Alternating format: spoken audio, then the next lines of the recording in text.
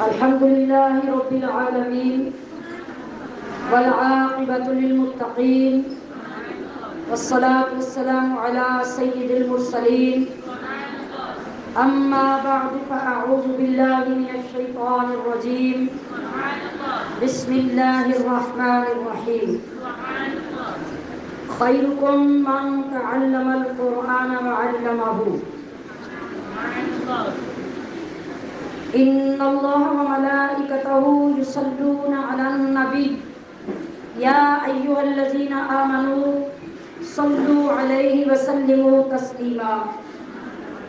درود پاک بآواز بلند اپنی کیفیت کو سمیٹیے اور غوث اعظم رضی اللہ تعالی عنہ کے اس فرمان کو تصور میں لائیے کہ اللہ تعالیٰ نے ہمیں دونوں نعمتیں عطا کی ہیں کہ ایک ہی مجلس میں بیٹھ کے بزرگوں کے فیضان سے ہم حال سے قال کی طرف منتقل ہوتے ہیں اور قال سے حال کی طرف منتقل ہوتے ہیں۔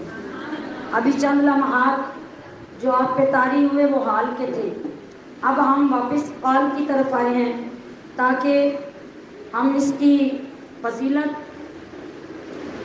اور آج کی اس مختصر سی تقریب کی ویلیو اللہ اور اس کے رسول کے ہاں کیا ہے ہم اسے سمجھ سکیں اور اپنے مقدر پر بجا طور پہ ناز کر سکیں، جس نے اس پرفتن دور میں بھی ہمارے اوپر اپنی نگاہ انتخاب ڈالی اور ہمیں ہر حال میں اپنا ذکر اور اپنی یاد کی توفیق بخشی۔ محفل پاک کے آغاز میں بھی آپ کو آپ کی سستی کا احساس دلایا جاتا رہا اور ابھی دوبارہ میں آپ کو یہی احساس دلا رہی ہوں کہ کاش کہ ہم مسلمانوں کو یہ پتہ چل جائے کہ جب ہم محفل کے نام پر ایک مجلس ترتیب دیتے ہیں اور اس میں بیٹھتے ہیں تو اس کو یہ ٹائٹل مل جانے کے بعد اس کی شان کیا بن جاتی ہے، جس کو نبی کریم صلی اللہ علیہ وسلم نے اپنی زبان اقدس سے بیان فرماتے ہوئے اپنے صحابہ کو یہی رغبت اور یہی شوق دلانے کے لیے فرمایا کہ اے صحابہ، جب جنت کے باغوں میں سے گزرا کرو تو اپنے حصے کی خوراک لے لیا کرو۔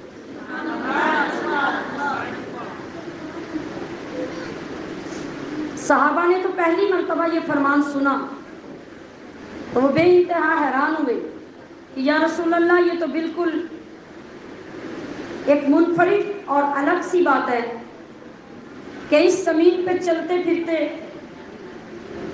ہم پھلوں کے درخت، پھلوں کے باغ تو دیکھتے ہیں اور بہت سے پھلوں والے باغوں میں ہم نے سیر کی، وہاں سے گزرے، لیکن جنت کا باغ کون سا ہے وہ آج تک تو ہماری نظر سے نہیں گزرا کہ وہاں سے بھی گزرتے ہوئے ہم اپنے حصے کے پھل کھا لیا کریں یا جمع کر لیا کریں۔ مگر آپ کے لیے تو یہ جملہ نیا نہیں ہے۔ آپ جو محافل میں تشریف لانے والے لوگ ہیں، آپ کو بے شمار مرتبہ محفل کے آغاز میں اس کی ترغیب دی جاتی ہے، آپ کی توجہ مبذول کروائی جاتی ہے، آپ کے اندر محبت پیدا کرنے کی کوشش کی جاتی ہے کہ اپنے ہی بیٹھنے کو عام نہ سمجھا کریں، روٹین وائز بیٹھنا نہ سمجھا کریں۔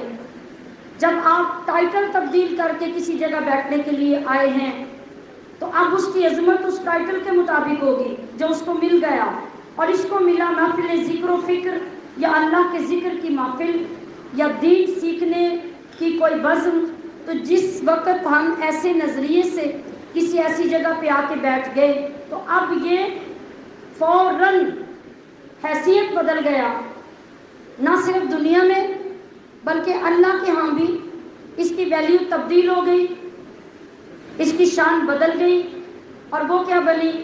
اب جگہ کوئی بھی ہے، کسی کا گھر ہے یا اللہ کا گھر ہے، مسجد ہے یا مدرسہ ہے، کوئی خالی پڑا ہوا پلاٹ ہے یا کسی کا صحن ہے، وہ جو کچھ بھی تھا جب اس کو ٹائٹل محفل کا مل گیا تو وہ جگہ جنت کا باغ بن گئی. تو پھر ہر لمحہ جتنا ہم وہاں بیٹھے اس کا ہر لمحہ ہمارے لیے یہ فخر رہنا چاہیے کہ اب جو ہماری آوازیں بھی بلند ہو رہی ہیں تو وہ جنت میں جا رہی ہیں. ہم جو بیٹھے ہوئے ہیں وہ جنت کے باغ میں بیٹھے ہوئے ہیں.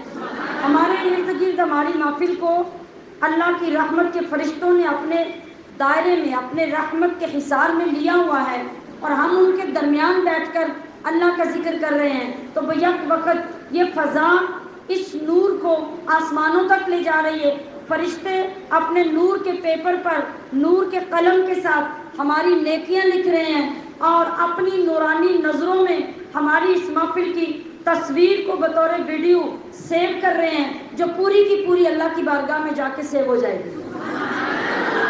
اگر یہ تصور اول تا آخر ہمیں نصیب رہتا ہے تو یقین کیجئے کہ ایک سانس آپ کی جو اس محفل میں آتی ہے وہ بھی خالی نہیں ہوتی, وہ بھی اجر سے محروم نہیں ہوتی. اس کے اندر بے پناہ اجر ہے, ثواب ہے, رحمتیں ہیں, ہماری بخشش کے سرٹیفکیٹ ہیں. نہ جانے کیا کیا اس وقت میں تقسیم ہو رہا ہوتا ہے. اور سب سے بڑی بات یہ آپ جب کوئی اچھا کام کرتے ہیں, میں نے کیا بولا, سارے بول کے بتایا میں نے کیا بولا, تو آپ کے جتنے ملنے والے عزیز رشتہ دار وہ سب ایک دوسرے کو یہ بتاتے ہیں کہ اس بندے کے اندر یہ قابلیت ہے, یہ صلاحیت ہے, اس نے اتنا شاندار یہ کام کیا. اگر آپ کے بچے بڑی اچھی قابلیت کا مظاہرہ کرتے ہیں یا کوئی ایسا کام کرتے ہیں جو ان کی عمر سے زیادہ کا کام تھا اور آپ کو حیران کر گیا, تو آپ خوشی سے ہر اس بندے کو بتاتے ہیں جو اپریشیٹ کرتا ہے, جس کو سن کے خوشی ہوتی ہے یا آپ کو بتا کے خوشی ہوتی ہے, تو آپ اس کے سامنے ذکر کرتے ہیں ہم یہ ایک اچھا کام کر رہے ہیں. اچھا کیوں ہے؟ اچھا اس لیے کہ اس کی وجہ سے ہم کسی کی برائی نہیں کر رہے, اس کی وجہ سے ہم تنقیدی نظروں سے کسی کو دیکھ نہیں رہے, اس محفل کی وجہ سے ہم اس وقت کسی کی غیبت نہیں کر رہے, اس محفل کی وجہ سے ہمارے اندر کوئی شیطانی خیالات پیدا نہیں ہو رہے. اچھا کام ہوا کہ نہ ہوا؟ بولیں گے آپ کہ نہیں؟ اونچی بولیں. اچھا کام ہوا. اب ہمارے بچوں کے اچھے کام ہوں تو ہم اپنے جیسے لوگوں کے ساتھ شیئر کریں اور وہ جواب میں اپریشیٹ کریں. لیکن جب اللہ کا ذکر اور اللہ کے حبیب کا ذکر کرنے کے لیے جب ہم محفل میں بیٹھیں تو یہ ایک اچھا ہی نہیں بلکہ بہترین اور شاندار کام ہے جس کو رب کریم ہماری طرف اشارہ فرما کے اپنے فرشتوں کے ساتھ شیئر کرتا ہے اور فرماتا ہے کہ ذرا زمین پہ جھانک کے دیکھو میرے بندے اس وقت کیا کر رہے ہیں. پھر اللہ کے بتانے کے بعد فرشتے اپریشیٹ کرتے ہیں بندے کے اس کام کو کہ واہ اے انسان تیرے کیا مقدر ہیں. ہم تو اللہ کے حضور ہوتے ہیں, ہم اللہ کی بارگاہ میں ہوتے ہیں, اللہ کا دیدار کرتے ہیں, اس کے نور کے جلوے میں ہر وقت نہاتے رہتے ہیں, اور تیری تو شان یہ ہے کہ تیرا تو ایمان ہی بالغیب ہے. تو اللہ کو دیکھے بغیر اتنا پیار کرتا ہے اللہ سے, اللہ کو دیکھے بغیر اللہ کا گھنٹوں بیٹھ کے ذکر کرتا رہتا ہے. اور کیا مقدر ہے تیرے کہ تیرے اس کام کا ذکر اللہ ہمارے ساتھ آسمانوں پہ کر رہا ہے. مگر یہ تصور ہمارا قائم نہیں رہتا, شیطان اسے قائم نہیں رہنے دیتا. یہی ہماری بد نصیبی ہوتی ہے. اگر ہم کچھ وقت اس کو قائم رکھیں اور رکھنے میں کامیاب ہو جائیں تو ہمارے مقدر کو تو کائنات کی کوئی مخلوق نہیں پہنچ سکتی, حتیٰ کہ فرشتے بھی رشک کرتے پیچھے رہ جاتے ہیں اور انسان کی پرواز اوپر چلی جاتی ہے. اس کے مقدر سبقت لے جاتے ہیں. اللہ کی رحمت اس انسان کے قریب سے قریب کیا, دیکھیں آپ کو رحمت کے دائرے میں لینے کے لیے اللہ فرشتے اتار دیتا ہے کہ جاؤ زمین پہ جہاں بندے میرے بیٹھ کر میرا ذکر کر رہے ہیں, میرے حبیب کی یاد کر رہے ہیں, تو تم جا کے ان کے چاروں طرف کھڑے ہو کے ایک لائن بنا کے یعنی باؤنڈری بنا دو اور پھر اپنے پروں کو اٹھا کر یوں خیمہ زنی کر دو، ان کے اوپر خیمہ لگا دو اپنے نور کے پروں کا. کاش کہ ہماری آنکھیں یہ منظر دیکھ سکتی.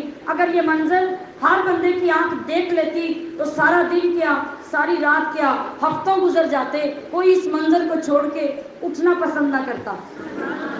لیکن پھر بالغیب ایمان کی شان جاتی رہتی. پھر وہ ماننا دیکھ کے ماننا ہوتا. بندے کا جو کمال ہے اور بندے کا جو عرفہ مقام ہے وہ ہے ایمان بالغیب کی وجہ سے.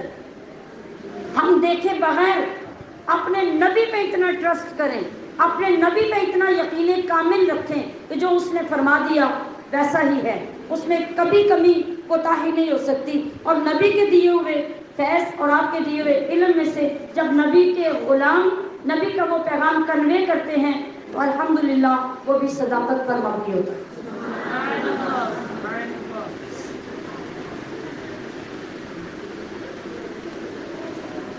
اب دوبارہ سے ان آداب کو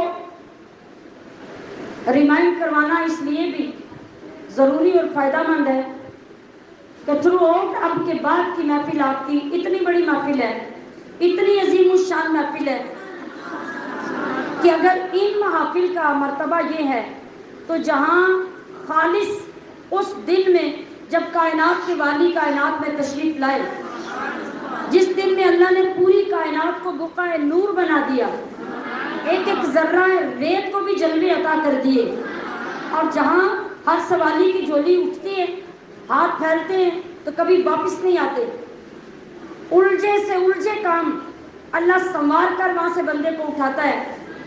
مگر کب؟ جب مینرز مد نظر ہوں گے، جب آداب ملحوظ خاطر ہوں گے، جب سراپا ادب و احترام اور سراپا التجا بن کے ہم حضور کی محفل میں بیٹھے رہیں گے تو اٹھتے ہوئے یہ انعامات ہمیں ضرور ملیں گے. تو پھر اس بڑی محفل میں اللہ کے رحمتوں کے نزول اور اس کی عطاؤں کی بارش کا عالم کیا ہوگا. تو اگر اسی غفلت کا شکار ہم اس دن بھی بیٹھ کے چلے گئے اٹھ کے تو پھر فائدہ نہیں ہوگا. ہاں، آپ کے جسم کا تبرک تو آپ کو مل جائے گا، روح کی غذا نہیں ملے گی. اور ہمارا اصل مقصد ان محافل میں آ کے روح کی غذا حاصل کرنا ہونا چاہیے کہ روح کی غذا کائنات میں نہ کسی ہسپتال سے ملتی ہے، نہ کسی راشن ڈپو سے ملتی ہے، نہ کسی یوٹیلیٹی اسٹور سے ملتی ہے. یہ اگر ملتی ہے تو در مصطفیٰ سے ملتی ہے. تو یہ ماہ سفر ہے جس میں لا تعداد اور کثیر تعداد میں اولیاء کرام اللہ کی بارگاہ میں زندگیاں گزار کے حاضر ہوئے، اور سارا سفر کا مہینہ لا تعداد اولیاء کرام کے عرس بے شمار مقامات پہ منعقد ہوتے رہتے ہیں. اور بڑے بڑے حضرات جو دنیا سے گئے ان کا تعلق وفات کا سفر کے مہینے سے ہوتا ہے. حضرت داتا گنج بخش علی اجمیری رحمۃ اللہ علیہ، آپ کا عرس مبارک جو پوری دنیا جانتی ہے اور دنیا بھر سے لوگ ٹکٹس لے کے جہازوں پہ سفر کر کے صرف داتا صاحب کے عرس میں شریک ہونے کے لیے آتے ہیں. حضرت مجددی الفسانی رحمۃ اللہ علیہ جو سپہ سالار سلسلہ نقشبندیہ ہیں، آپ کا عرس مبارک بھی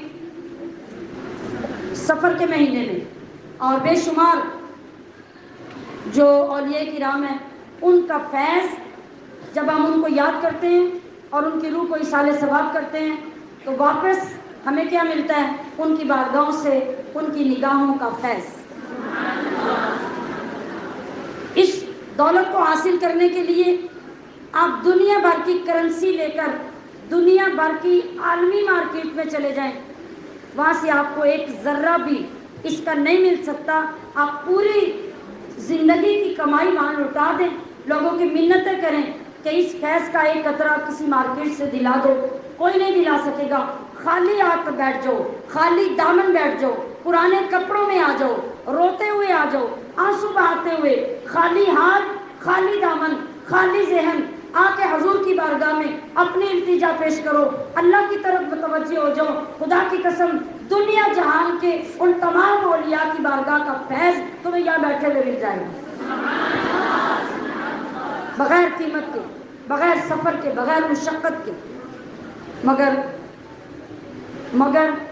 اس ملے ہوئے فیض کی پہچان اور اس کا فائدہ ہمیں تب ہوگا جب ہمارے اندر اس کی جستجو ہوگی اور ہمارے اندر اس کی قدر ہوگی، اس کی ویلیو کو ہم جانتے ہوں گے۔ اور ویلیو کو جاننے کے لیے جو ذرائع ہیں ویلیو کے، جب تک ہم ان کے ساتھ ان ٹچ نہیں ہوں گے، ان کو سیکھنے کے لیے سیریس نہیں ہوں گے اور اپنی زندگی کا کچھ وقت اپنے محبوب کے قدموں پہ نہیں رکھیں گے، اس وقت تک ان چیزوں کی قدر معلوم نہیں ہو سکتی۔ تو عزیزات محترم، اس کی قدر ہمیں کیسے آئے گی؟ آج ہمیں ایک انعام جو آنکھوں کے سامنے نظر آ رہا ہوتا ہے اور اعلان ہوتا ہے کہ ہمیں یہ انعام ملے گا اس کام کے بعد، ہم اس کے لیے پوری کوشش کر دیتے ہیں، خرچ کرنا پڑے تو خرچ بھی کر دیتے ہیں، لیکن جن انعامات کا ذکر اللہ اور اس کے رسول فرماتے ہیں، مسئلہ یہ ہے کہ ان کو ہماری آنکھیں اس جہان میں دیکھ نہیں سکتی، دیکھیں گی ضرور مگر اس جہان میں جہاں جا کر ہمیں وہ انعامات ملیں گے۔ تو جس طرح ہم باقی تمام چیزوں پر غیب کے پردے کے پیچھے ایمان لاتے ہیں، آپ نے دوزخ کو مانا کہ نہ مانا؟ اونچی بولیے، سب بول کے بتائیں، یہ ایمان کی بات ہے۔ دوزخ کو مانا؟ کب دیکھا تھا؟ جنت کو مانا؟ کب دیکھا تھا؟ فرشتے مانتے ہیں آپ؟ فرشتوں کی زیارت کب ہوئی تھی آپ کو؟ کسی چیز کو نہیں دیکھا اور سب کو مانتے ہیں، لیکن پرابلم یہ ہے کہ ماننے کا حق ادا نہیں کرتے، زبانی جمع خرچ ہے، بس مانتے ہیں۔ سانپ کو مانتے ہیں کہ وہ زہر والا ہوتا ہے اور کاٹے تو بندہ مر جاتا ہے، مانتے ہیں نا؟ تو میرے خیال ہے اس کو ماننے کا حق بھی ادا کرتے ہیں۔ کبھی کسی نے یہ نہیں دیکھا کہ آپ سانپ کو لے کے اس کے ساتھ کھیل رہے ہو اور کوئی پوچھے بھئی آپ سانپ کو مانتے ہیں؟ آپ کہتے ہیں بھئی مانتے ہیں، تو بندہ سوال کرے گا پھر تمہارا دماغ خراب ہے؟ اگر مانتے ہو تو پھر اس کے ساتھ کھیل رہے ہو، اس نے ایک ڈنگ مارا تو زندگی جاتی رہے گی۔ اگر مانتے ہو تو پھر اس طریقے سے اس کے ساتھ بیٹھ کے کھیل کیوں رہے ہو؟ پھر اس سے اوائڈ کرو، وقفہ رکھو اور اس طریقے سے اس کو دیکھو کہ وہ تمہیں نقصان نہ پہنچا سکے۔ ماننا تو یہ ہوتا ہے، اور ہم نے دیکھا کہ کبھی بھی کوئی 2-4 سانپ لے کے بیٹھا کھیل نہیں رہا ہوتا، بلکہ آپ کے اوپر تو یہاں سے ابھی ایک مینڈک گرا نا چھوٹا سا، ساری محفل اٹھ کے بھاگ جائے گی، پتہ چلا کہ آپ اس کو مانتے ہیں، آپ کے اندر یہ یقین بیٹھ گیا ہوا ہے کہ سانپ کا بچہ بھی، بلکہ مشہور کیا ہے کہ سانپ کے بچے میں سانپ سے زیادہ زہر ہوتا ہے، تو عورت اچھل کے وہاں چلی جاتی ہے، بے شک کمر درد سے وہ سیدھی چل بھی نہ سکتی ہو، اسے کہتے ہیں ماننا۔ لیکن جب کبھی دوزخ میں جانے والا کام، دوزخ میں بھیجنے والا کوئی گناہ آپ کے سامنے آ جائے، آپ اتنی چھلانگ لگا کے وہاں جاتے ہیں کہ نہ بھائی نہ، میں تو اس کے قریب بھی نہیں جاؤں گی، اس لیے کہ یہ کیا تو میں دوزخ میں چلی جاؤں گی۔ کبھی ایسا دیکھنے میں آیا؟ تو بس اتنا ہی مانتے ہیں ہم دوزخ، اتنا ہی مانتے ہیں۔ تو باہر کیف ہم نے اللہ کو مانا دیکھے بغیر، رسول کو مانا دیکھے بغیر، قرآن کو مانا اترتے ہوئے دیکھے بغیر، دوزخ، جنت، فرشتے، قیامت، سب چیزوں کو دیکھے بغیر مانا، تو اسی طرح نیکی کے بعد اللہ کی طرف سے ملنے والے انعامات کو بھی دیکھے بغیر ہی ماننا ہوگا۔ وہ دکھائے جائیں گے، بڑی شان سے دکھائے جائیں گے، بڑی چمک دمک کے ساتھ دکھائے جائیں گے، مگر کب؟ جب ہم ان پہ ایمان لانے میں کامیاب ہو کر اس کے حضور جائیں گے، پھر رب اپنی ساری نعمتوں کے دروازے کھول دے گا، پردے ہٹا دے گا اور کہے گا اے بندے اب دیکھ میں نے تیرے لیے کیا کچھ بنایا ہوا۔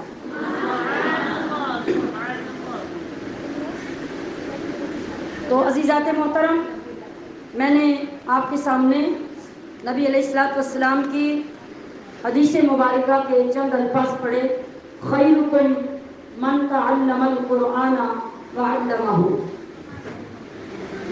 آج ان سارے بزرگان دین کی ارواح کو حاضر مان کر، ان کو وسیلہ بنا کر یہ ذکر پاک اللہ کی بارگاہ میں پیش کرتے ہیں کہ رسول اللہ صلی اللہ علیہ وسلم نے فرمایا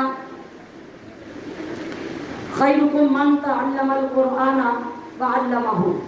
یہ اس نسبت سے میں نے حدیث پاک آپ کے سامنے پیش کی کہ آپ کے بچوں نے الحمدللہ پہلے مرحلے میں علم کا ایک باب مکمل کیا، اور جن لوگوں کو اور جن نوجوان بچیوں کو اللہ پاک نے توفیق بخشی، انہوں نے الحمدللہ اپنا وقت اپنے نبی کی محبت اور اپنے نبی کے دین کے لیے پیش کیا، اور آگے چند سال اس مقدس اور اس معمر تعلیم کو حاصل کرنے کا قصد کیا۔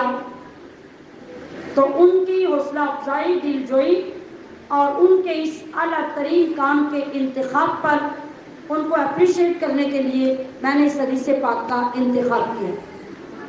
میں اگر آپ سے یہ سوال کروں کہ آپ جتنے لوگ جن جن علاقوں سے تشریف لائے ہیں، آپ بتائیں کہ آپ کے علاقے میں بہترین بندہ کون ہے، اعلیٰ درجے کا بندہ کون ہے، بڑی ویلیو والا، بڑی عزت والا بندہ کون ہے؟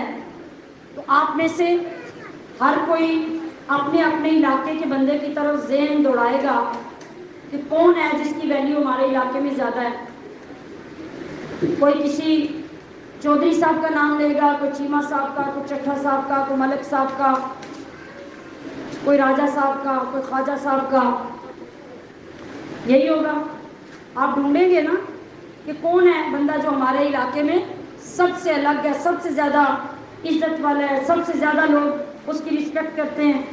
یہ ڈھونڈیں گے نا آپ؟ دعا مانگنے بس کر دیں؟ میں سوال کر رہی ہوں آپ سے،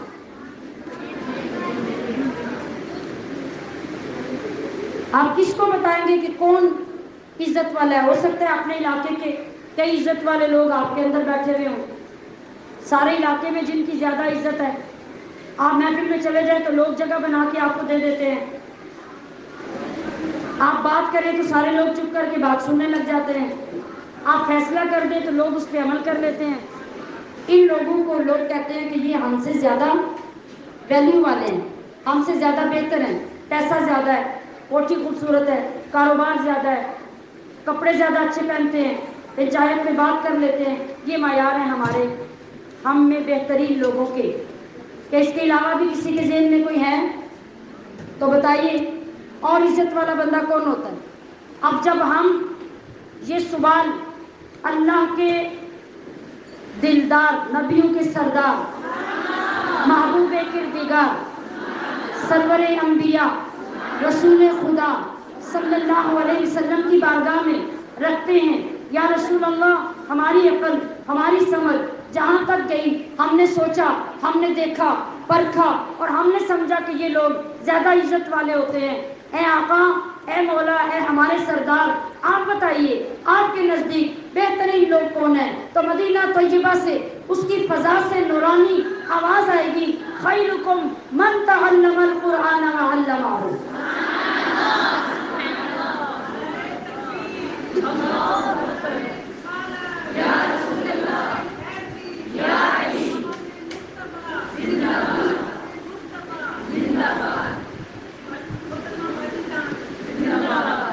تو آقا علیہ السلام فرمائیں گے، مجھ سے بہترین شخص کے بارے میں پوچھنا چاہتے ہو، اعلیٰ مقام کے حامل شخص کا پتہ پوچھنا چاہتے ہو، تو من تعلم القرآن وعلمہ، جو قرآن سیکھنے کا حق ادا کر دیتا ہے اور پھر دنیا کو قرآن سکھانے میں لگ جاتا ہے، میرے نزدیک بہتر نہیں، بہتر تر نہیں، بہترین اور افضل ترین بندہ ہو۔ یہ فرمان کس کا ہے؟ محبوب خدا صلی اللہ علیہ وسلم کا۔ تو جو نگاہ انتخاب میرے آقا کی ہے، اس کا مقابلہ کائنات میں کون کر سکتا ہے؟ جس کو افضل ڈکلیئر کرنے والی زبان خدا ہے، جس کو اللہ تعالیٰ نے قرآن مجید میں کیا فرمایا؟ وما ينطق عن الهوى ان هو الا وحی یوحی، کہ وہ اللہ کی مرضی کے بغیر بولتے ہی نہیں، تو کیا محبوب نے اللہ کی مرضی کے خلاف کہا ہوگا؟ کہ بہترین وہ ہے جو قرآن سیکھتا اور دوسروں کو سکھاتا ہے۔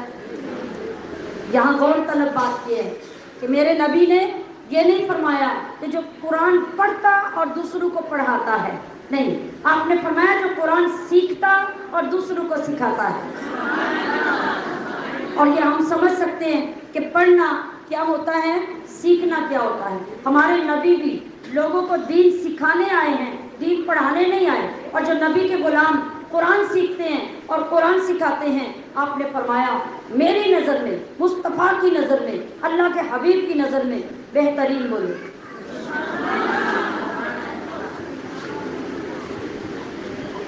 اب یہ فضیلت بیٹھے بٹھائے اگر 2-4 سال تعلیم حاصل کرنے سے آپ کو، آپ کی اولاد کو حاصل ہو جائے، شکر ادا کیا جا سکتا ہے؟ ہم شکر تو ادا کریں گے نا 4 سال کے بعد، ہم اس کا انتخاب کرنے کے لیے تیار نہیں ہوتے کہ جس کام کا بینیفٹ اتنا زیادہ ہے، جس کے انعام و اکرام دنیا میں پھیلے ہوئے ہیں، اس کے لیے ہم فیصلہ کریں، انتخاب کریں، اس کو حاصل کرنے کے لیے کوشش کریں۔ ہم نہیں کرتے، اس لیے کہ شیطان نے ہمیں غلط راستے پہ چڑھا دیا ہوا، ہمارا اصل راستہ چھوٹ گیا ہے، ہم غلط روڈ پہ سفر کر رہے ہیں، اس کی منزل ہی شیطان ہے، لہٰذا وہ تو کبھی نہیں چاہے گا کہ میری روڈ چھوڑ کر تم واپس سیدھی روڈ پہ چلے جاؤ، وہ اسی پہ چلائے گا اور ہم بد نصیبی سے اسی پر چلتے رہتے ہیں۔ حضور نبی اکرم صلی اللہ علیہ وسلم کا فرمان ہے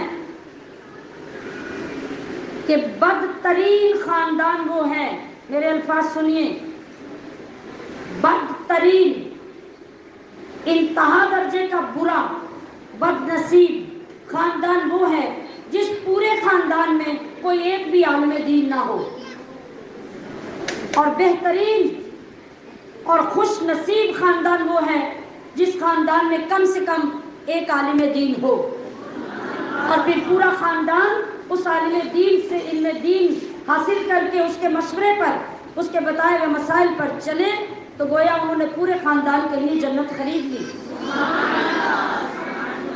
رحمت کی وسعت دیکھیے، 2 4 8 10 بندے نہیں مقرر کیے کہ کم از کم 10 بندے جس خاندان میں سے عالم دین ہوں گے وہ خوش نصیب ہوگا۔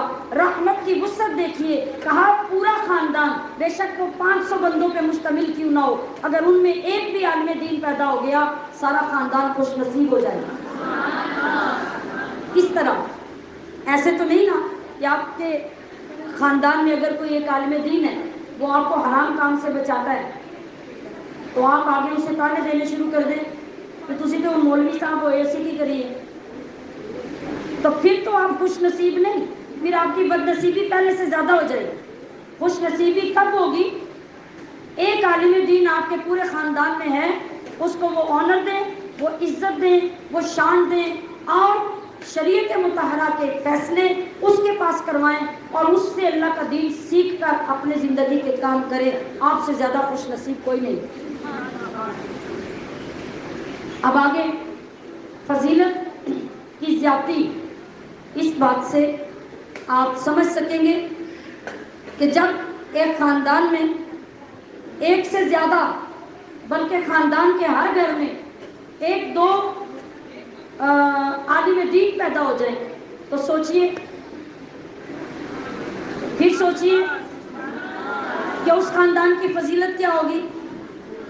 میں نے کچھ مہینے پہلے ایک خبر پڑھی کہ سیالکوٹ میں ایک شخص کے 6 بیٹے ہیں، 6 حیات ہیں، والد بھی حیات ہیں، والد حافظ قرآن ہے اور عالم دین بھی ہے، اور 6 بیٹے ساتھ کھڑے کر کے اس نے تصویر بنوائی ہوئی ہے، اور اس نے کہا کہ میں نے سوچا کہ کوئی لوگ یہ کہتے ہیں کہ میں 6 کے 6 مجاہد بناؤں گا، یا آرمی میں بھیجوں گا، یا میں پولیس میں بھیجوں گا، یا میں آفیسر بناؤں گا، یا انجینئر بناؤں گا۔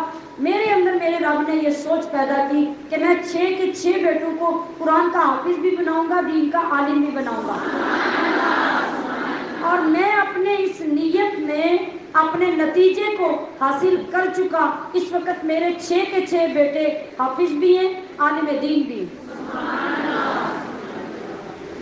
وہ باپ اندازہ کر سکتا ہے کہ قیامت میں اس کا آنر کیا ہوگا. ایک بیٹا ایک بیٹی جس ماں باپ کا حافظ قرآن بن جائے یا عالم دین بن جائے, وہ میدان معاشر میں اس پروٹوکول کے ساتھ بیٹھا ہوا ہوگا کہ انبیاء بھی یوں مڑ مڑ کر دیکھیں گے کہ یہ کون ہے. تو جس کے 6 بیٹے حافظ بھی ہوں گے, قاری بھی ہوں گے, عالم بھی ہوں گے, اور ڈیفینیٹلی وہ اپنے باپ کی سنت کو آگے چلاتے ہوئے نہ جانے اپنی کتنی اولادوں کو اس منصب پہ لے آئیں گے, قیامت میں ان کی شان کیا ہوگی. اصل دین تو وہ ہے نا جس میں عزت کی ضرورت ہے. اصل مقام تو وہ ہے نا جہاں ہمارا کوئی مقام ہونا چاہیے, اور وہ قیامت کا میدان ہے. وہاں کے لیے ہمارے پاس تیاری نہیں, سوچ نہیں, سمجھ نہیں, شعور نہیں.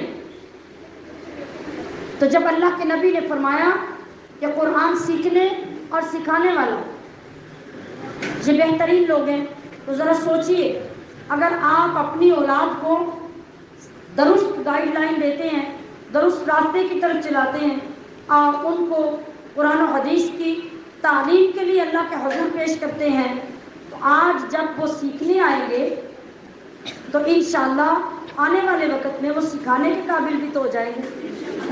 تو دونوں کام جب یہ پورے کرنے کے منصب پہ آ جائیں گے تو پھر آپ کا گھرانہ بہترین لوگوں میں شمار ہونے لگ جائیں گے.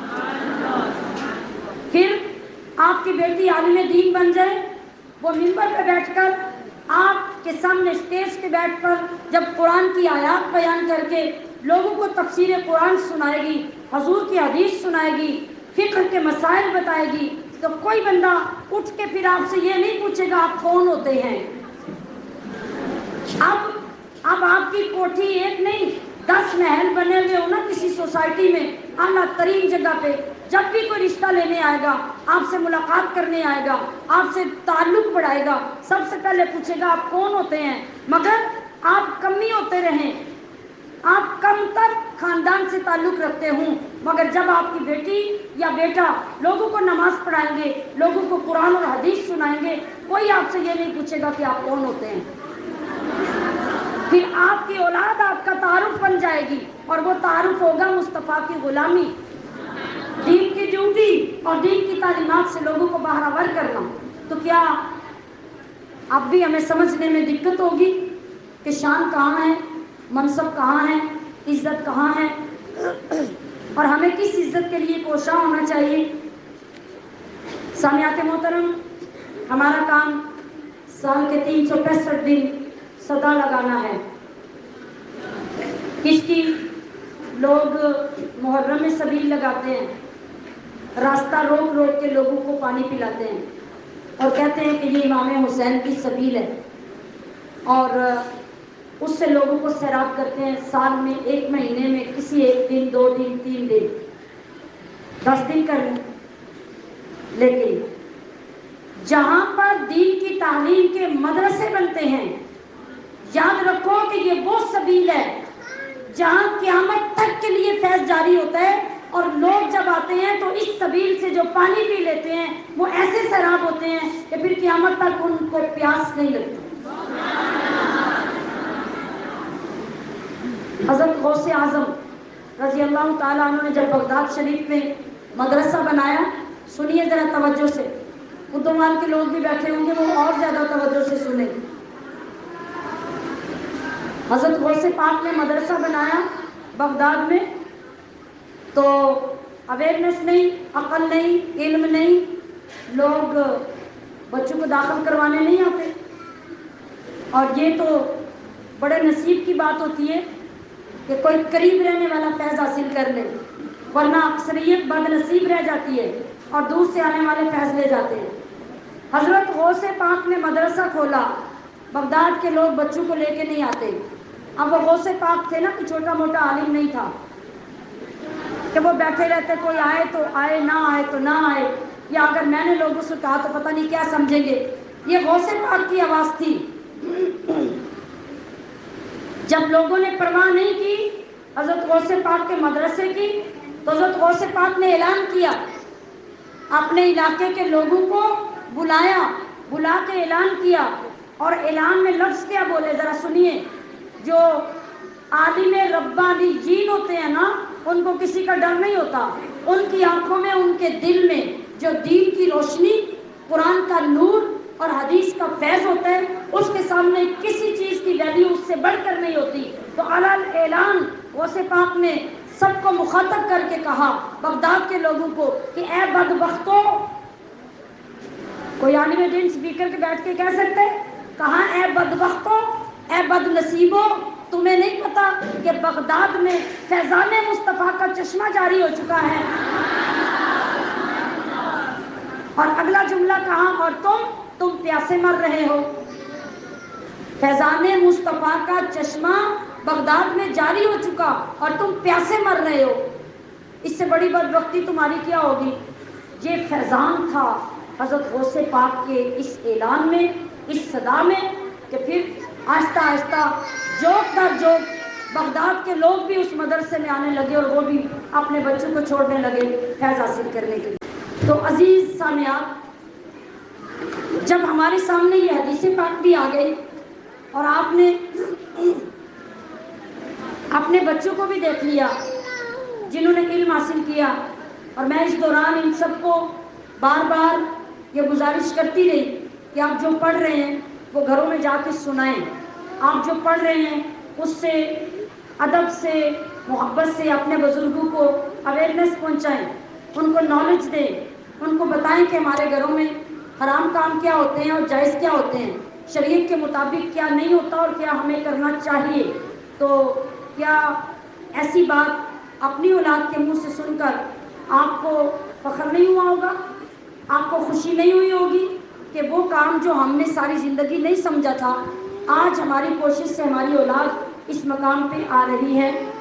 تو علماء کرام فرماتے ہیں کہ علم حاصل کرنے اور علم کا ثواب حاصل کرنے کے دو طریقے ہیں، 3 بھی ہو سکتے ہیں، 4 بھی ہو سکتے ہیں۔ کس طرح؟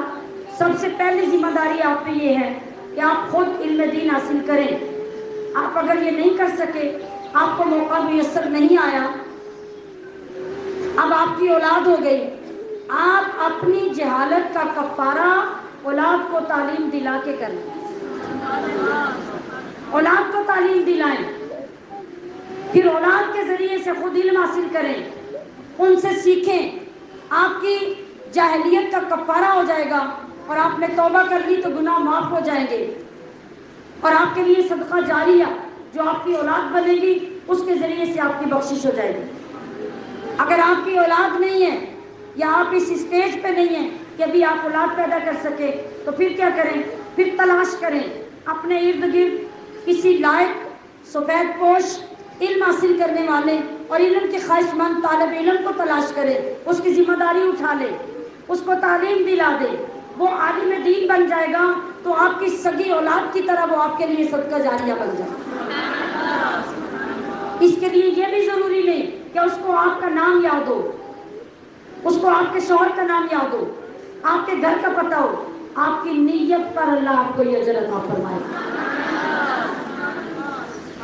آپ غائبانہ طور پر بھی اگر کسی غریب کو، کسی رشتہ دار کو تعلیم کے اخراجات دیتے ہیں اور وہ تعلیم حاصل کر کے عالم دین بن جاتا ہے اور زمانے میں علم دین کی تبلیغ کرنے لگ جاتا ہے، تو آپ کے لیے یہ بھی صدقہ جاریہ بن جاتا ہے۔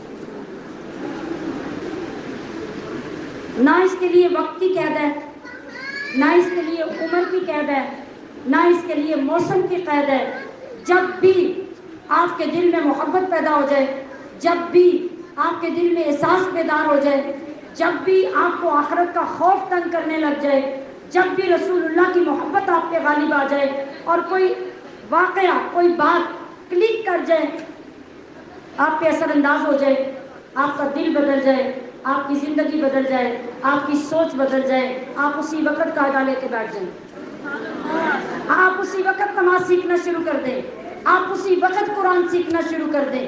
خدا کی قسم، وہ جو بچے پڑھ رہے ہیں ان کی تو ابھی عمر ہے پڑھنے کی، آپ نے عمر ضائع کر کے بے وقت جب پڑھنا شروع کیا، جس محبت سے رب آپ کو دیکھے گا آپ اس کا اندازہ نہیں کر سکتے، جو ثواب آپ کو اللہ اس وقت دے گا آپ اس کا اندازہ نہیں کر سکتے۔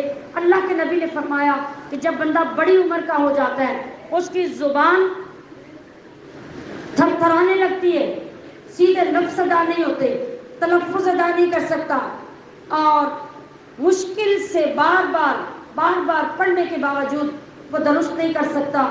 تو اگر بندہ ہوگا آپ کو نوکری سے نکال دے گا، چل بابا کہاں جا کے آرام کر، کہ نوکری کا ٹائم نہیں، وقت گزر گیا ہے، تو اس قابل نہیں کہ نوکری کر سکے۔ خدا کی قسم وہ مالک ایسا مالک ہے، وہ کریم ایسا کریم ہے، وہ فرماتا ہے کہ جوان تو جوان ہے، بچے تو بچے ہیں، اے بوڑھے تیرے سفید بالوں کا مجھے اتنا شرم ہے کہ جب تو اس ایج میں قرآن لے کے قاعدہ لے کے بیٹھے گا، نماز کے لفظ دہرائے گا اور تجھے پڑھنے نہیں آئے گا تو میری رحمت کو تجھ پہ پیار آ جائے گا۔ میں تمہیں دوسروں سے دگنا ثواب عطا کروں گا۔ تو تجارت گھاٹے کی ہے کہ نفع کی ہے؟ جب اب اور کوئی کام بڑھاپے میں نہیں ہوتا تو اس سے زیادہ کوئی اچھا پیکیج ملے گا کہیں سے کہ آپ اللہ کے حضور آ جائیں، ایک بات 24 گھنٹے میں دین کی سیکھ لیں، ایک آیت ایک لائن قرآن پاک کی 24 گھنٹے میں یاد کر لیں، کیا جاتا ہے آپ کا؟ لیکن آتا بہت کچھ ہے، جاتا کچھ نہیں ہے، آتا بہت کچھ ہے، اور وہ اس دنیا میں بھی آئے گا، آخرت میں بھی آئے گا۔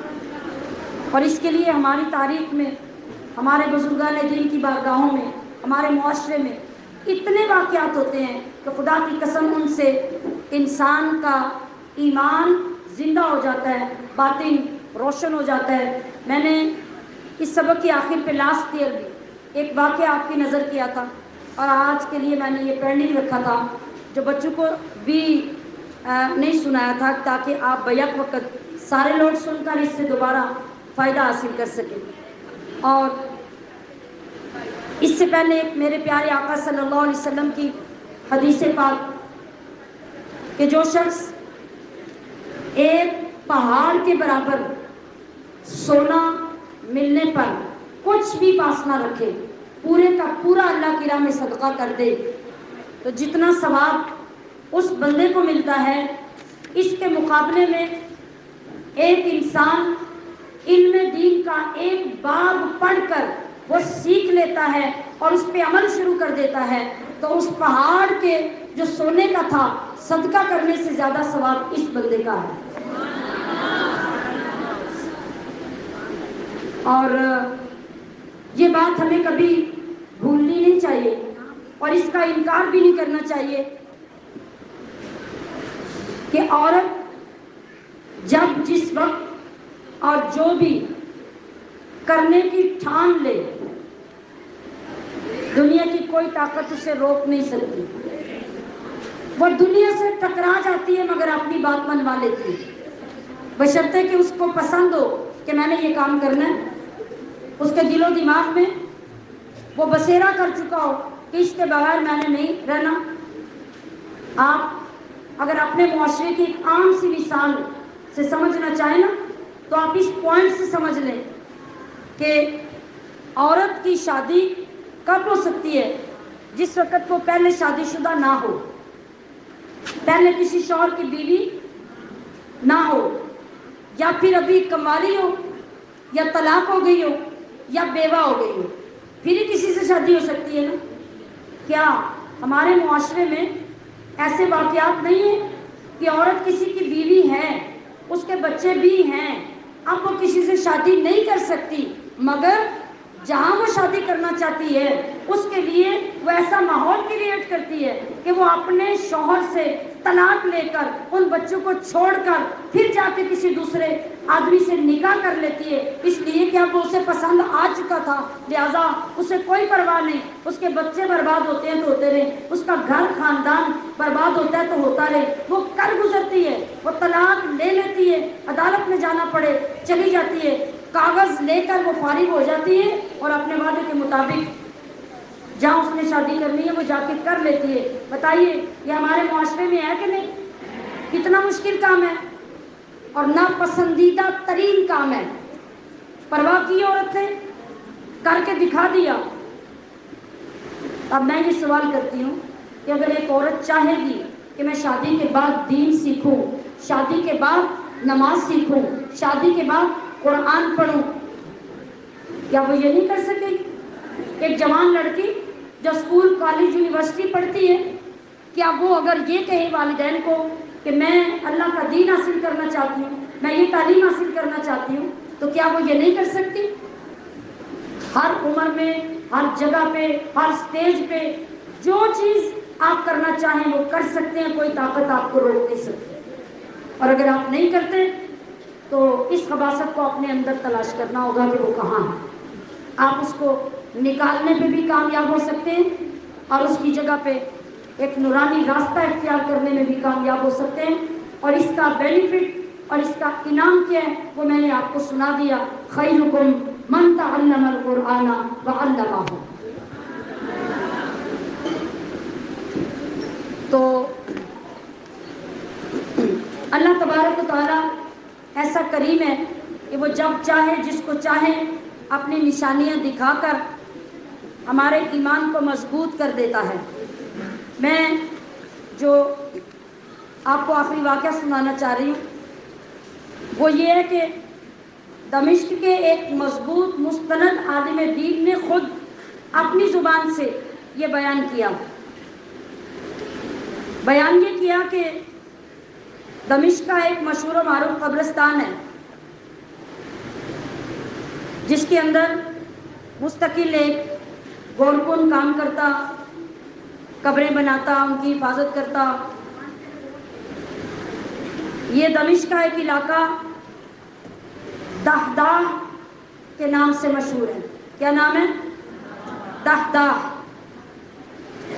عربی لفظ ہے نا، تو اس نام سے علاقہ مشہور ہے اور اس کے اندر شہداء کا قبرستان مشہور ہے جس میں وہ آدمی کام کرتا، قبریں کھودتا، مردوں کو دفناتا۔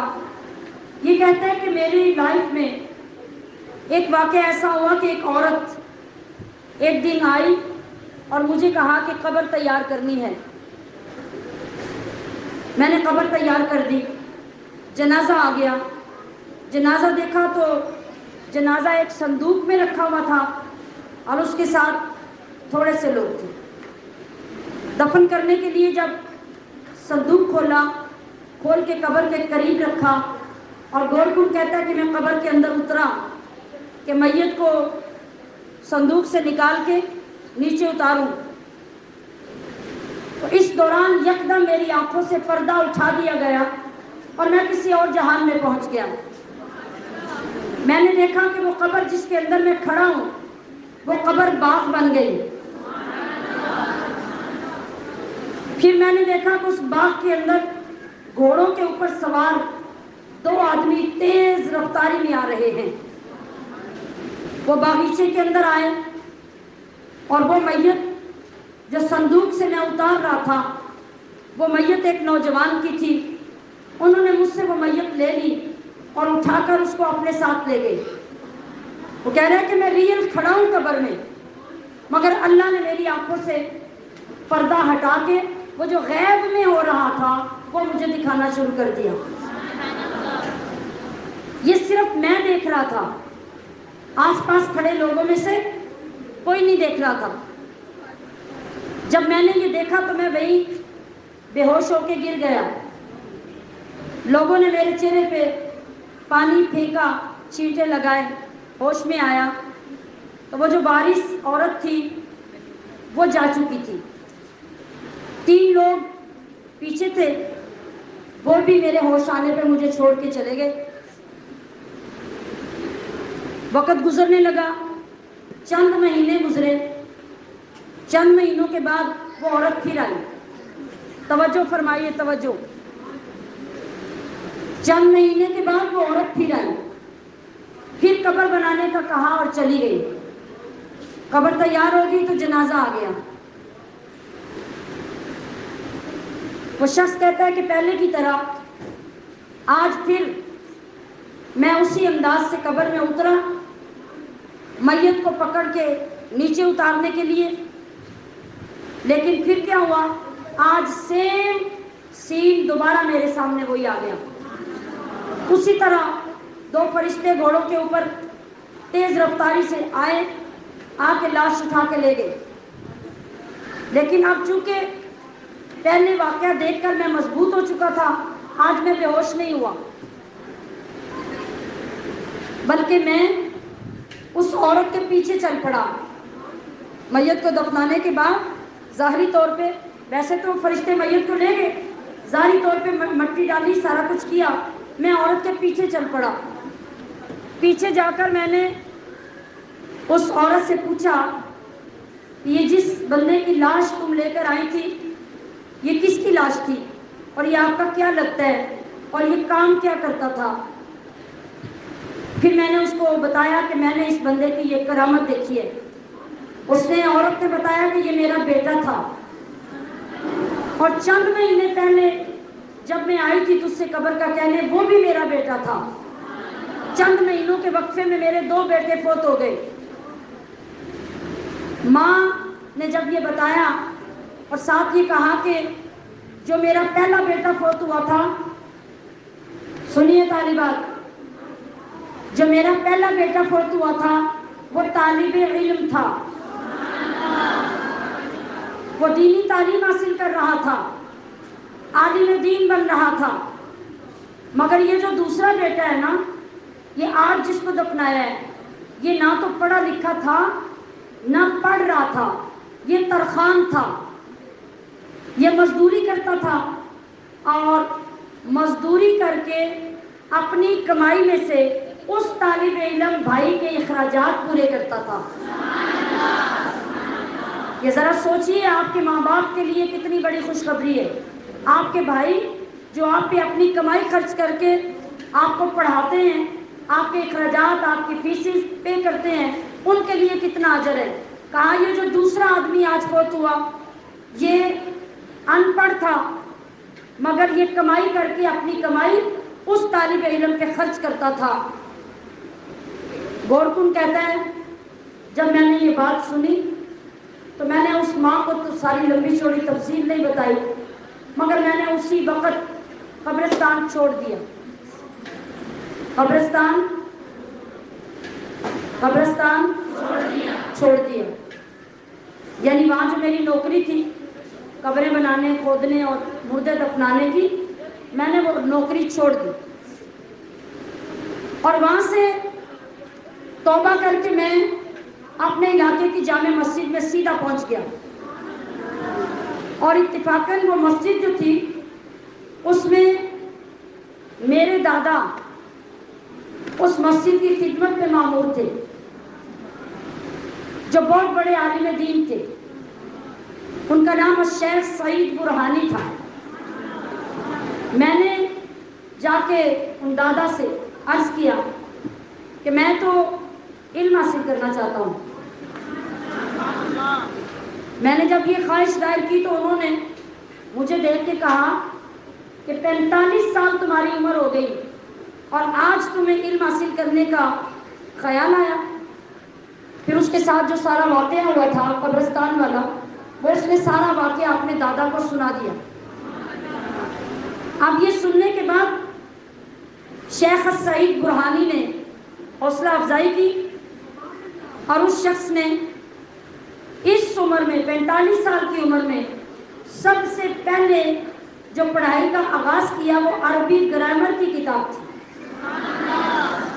عربی گرامر کی کتاب سے اپنی تعلیم کا آغاز کیا، پھر دینی علوم پڑھتا رہا حتیٰ کہ یہ وقت آ گیا کہ یہ الشیخ عبد الرحمن حفار کے نام سے ایک اجل عالم دین کی حیثیت سے دمشق میں مشہور ہوا۔ پھر اس کے بعد ہر نسل میں، ہر جنریشن میں اس خاندان میں عالم دین پیدا ہوتے رہے حتیٰ کہ اس خاندان کا آخری عالم دین الشیخ عبد الرزاق حفار کے نام سے مشہور ہوا۔ اللہ تبارک و تعالیٰ ان کی قبروں پہ کروڑوں رحمتیں نازل فرمائے۔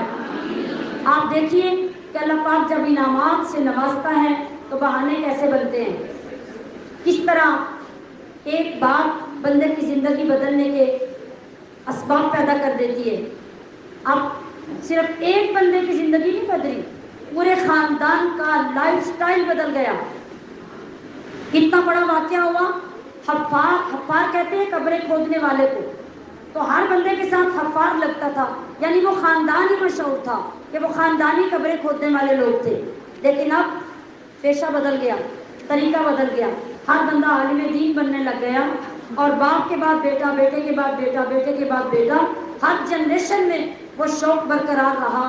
اللہ پاک نے کیسا مرتبہ تبدیل کر دیا، اور ان کا سلسلہ علماء کی صف میں شامل ہو گئے۔ اللہ کرے کہ ہمارے سوئے ہوئے ذہنوں پر، ہمارے مردہ دلوں پر کوئی نیک بات اثر کر جائے، اور ہم بھی اپنے اللہ کے بھیجے ہوئے دین کے ساتھ وابستہ ہو جائیں، ہم اپنی اولادوں کو وابستہ کریں، اور اس دنیا میں ہمارے رہنے سے اندھیرے پیدا نہ ہوں، بلکہ اللہ پاک روشنیاں نازل فرما دے۔ وما علیہ الا البلاغ المبین۔ سلام کے لیے کھڑے ہو جائیے۔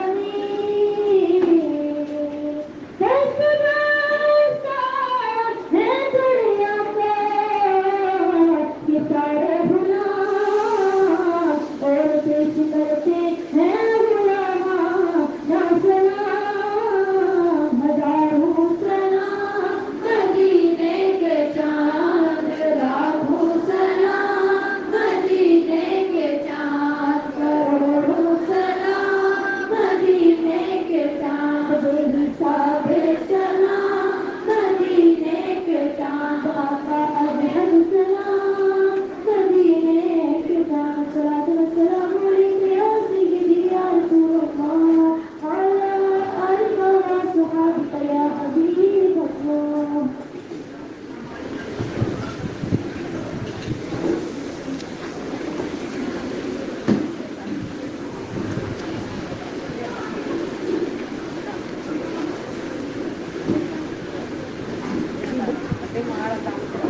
کیا کرنا ہے ایک ماں ہو گیا بیٹھ صحیح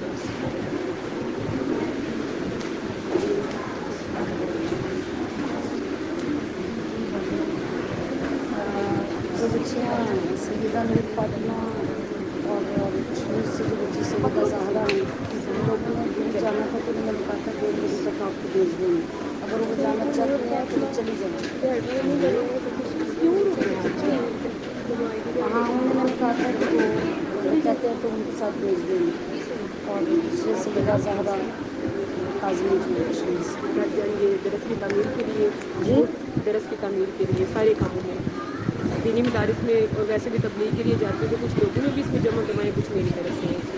کتنے پیسے ہیں؟ باجی میں نے کبھی گنے نہیں ہے جتنے اللہ نے توفیق دی ہے اچھا آپ قبول فرمائیں. اور یہ نظرانہ درس کی تعمیر کے لیے چھوٹا سا میرا حدیث ماشاء اللہ ان کا ہے تو ان کی طرف سے ہے کیا کہ میرا نام نہ لے لیکن یہ خاتون جنت کے نام کا اپنی بارگاہ میں قبول جی فرمائے. جی کیوں نہیں نام لینا چاہیے ساتھی کے اندر بس یہ شوق تھوڑا پیدا ہو. گھبرا جاتی ہیں ابھی اتنا کانفیڈینس نہیں ہے یہ ان کی لیکن ان کی خوشی جی سے ماشاء اللہ. یہ جو ہماری طالبہ تاشفہ ہیں ان کی امی نے ان کی بالیاں جو پیش کی ہیں تعمیر کے لیے اللہ پاک سے دعا کریں کہ اللہ پاک اس بچی کو خاتون جنت سیدہ فاطمہ الزہرا کے قدموں میں اور آپ کے صدقے سے جنت کے زیورات وہاں عطا فرمائیں. اور یہ ان کی والدہ نے کچھ ہدیہ پیش کیا تعمیر کے لیے. انہوں نے کہا کہ میں نے گنا نہیں ہوا اور میں نے بھی نہیں گنا ہوا اس لیے جو بھی ان کا ہدیہ اللہ پاک سے اپنی بارگاہ میں قبول فرمائے. باجی 50 تولے بھی ہو نا اس درس کے لیے دے دوں بس ابھی اللہ تعالیٰ اپنی رحمت یہ میں نے مشکل سے اٹھایا. ماشاء اللہ سبحان اللہ واہ جی واہ. یہ سائمہ شبیر صاحب ہیں ماشاء اللہ گجرانوالہ سے اور یہ اکثر ادارے کی تعمیر کے لیے الگ سے کمیٹیاں ڈالتی رہتی ہیں اور اپنی طرف سے آگے سے ذرا سائڈ پہ ہو جائے یہ پیش کرتی رہتی ہیں. تو ابھی ماشاء اللہ انہوں نے یہ صرف اسی نیت سے یہ بدلہ لیا تھا اور اس میں فنڈ ڈالنا شروع کیا تھا. ابھی یہ کافی دن سے اجازت مانگ رہی تھی یہ بھر گیا ہے تو مجھے آنے کی اجازت دیں.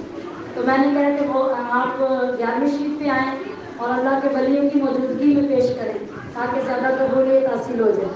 تو دعا کریں اللہ پاک ان کا بھی یہ سارا ہدیہ قبول فرمائے. یہ میرے ساس سسر اور دادا دادی 64,000. اچھا اور یہ الگ فنڈ انہیں کا ہے.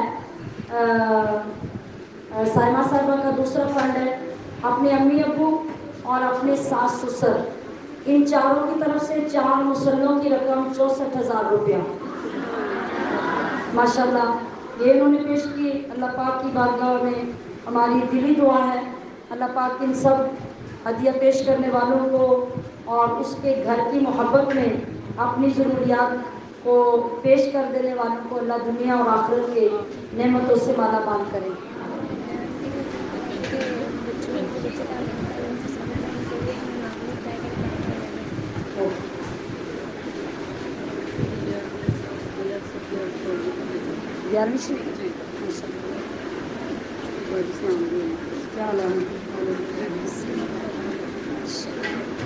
اچھا جی اب اس کے بعد ابھی جتنے لوگ آج تشریف لائے ہیں دوبارہ سے آپ کو میٹنگ کے بعد گروپس میں میسج بھی کر دیا جائے گا. لیکن جو لوگ آئے ہیں وہ توجہ سے سماعت کر لیں. پیچھے بچے توجہ کریں توجہ کریں بات کی طرف.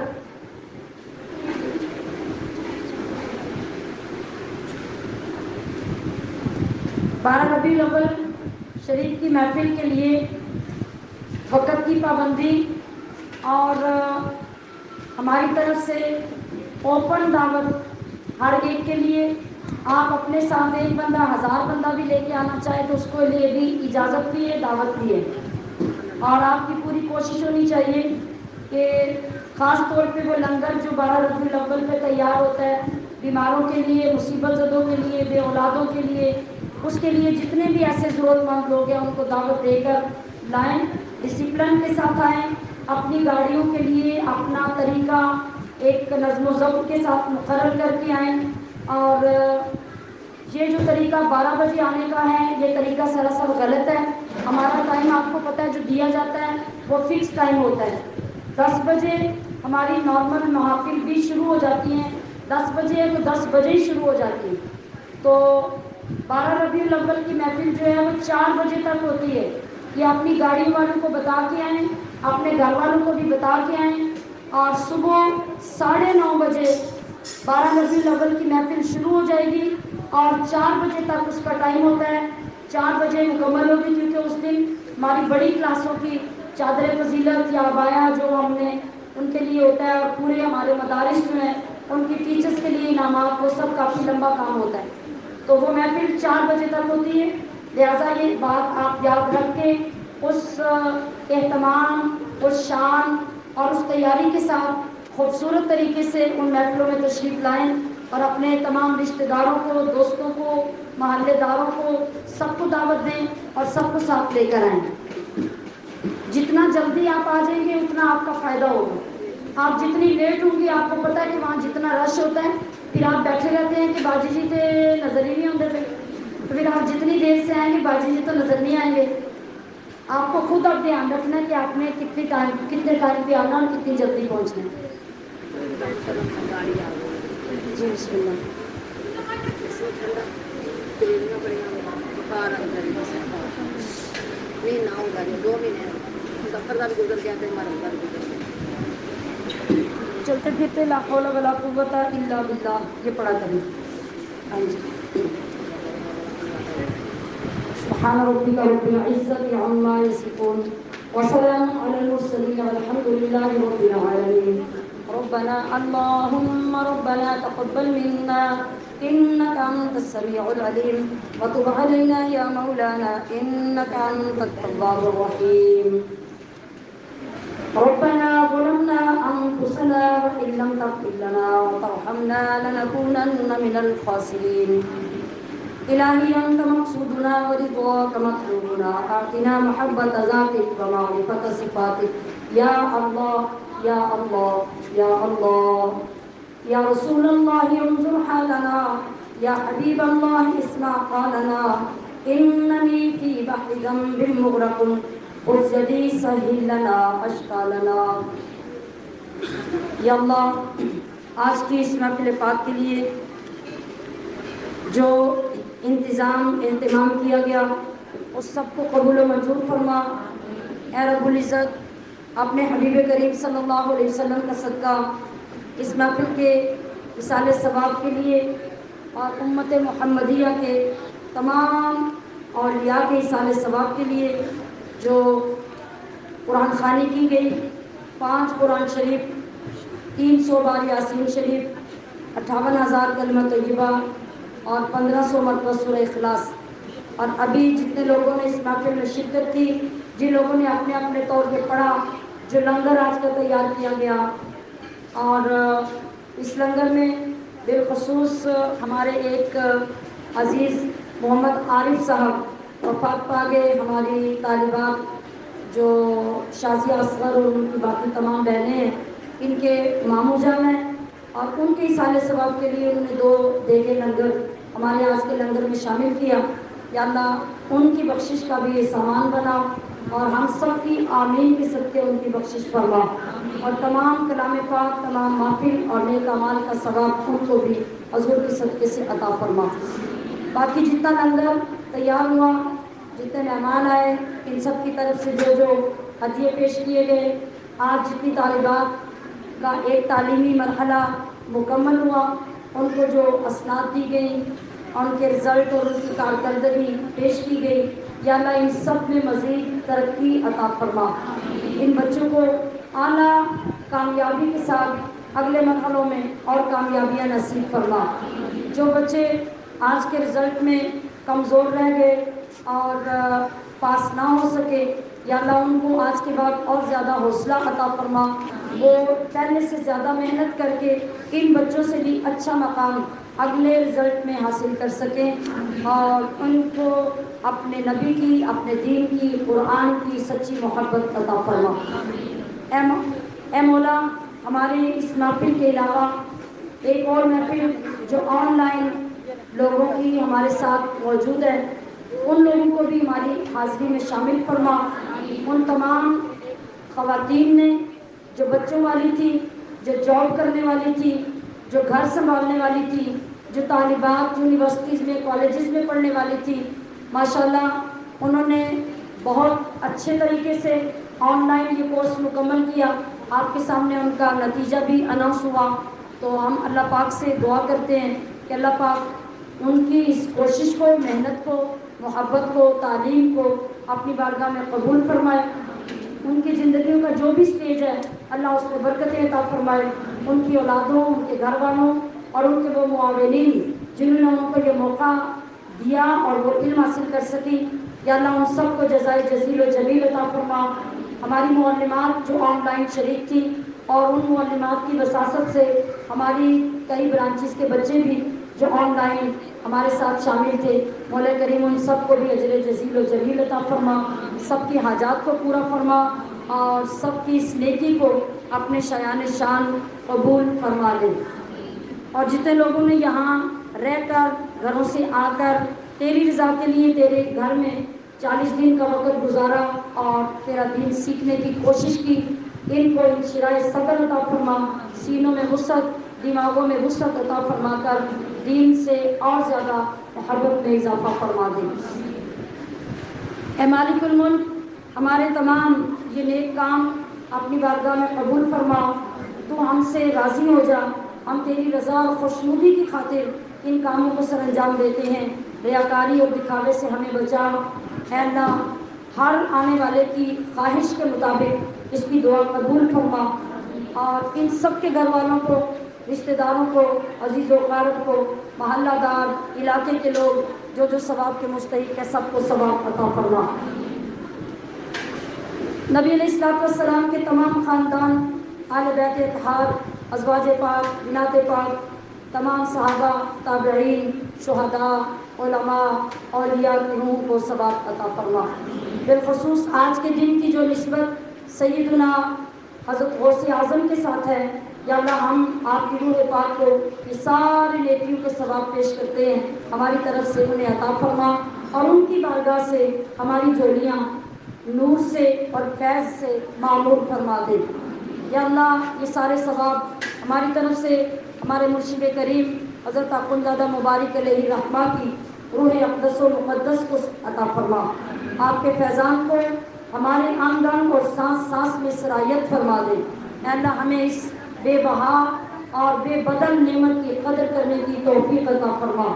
اے مالک، جو بچیاں یہاں ظاہری باطنی تعلیمات سے استفادہ کرتی ہیں، ان سب کو استقامت عطا فرما۔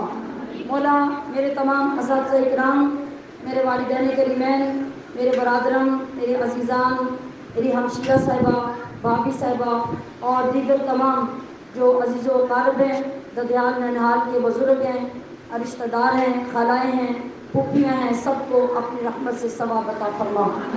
پہلے دن سے لے کے آج تک اس ادارے سے تعلق رکھنے والی جتنی خواتین جو باقاعدگی سے ہماری محفلوں میں آتی اور اب اس دنیا سے رخصت ہو گئی، وہ طالبات جن نے یہاں تعلیم حاصل کی اب اس دنیا میں نہیں ہیں، وہ سالکات جنہوں نے باطن کا نور حاصل کیا اور آج اس دنیا میں نہیں ہیں، یا اللہ ان سب کو اس محفل کا ثواب عطا فرما۔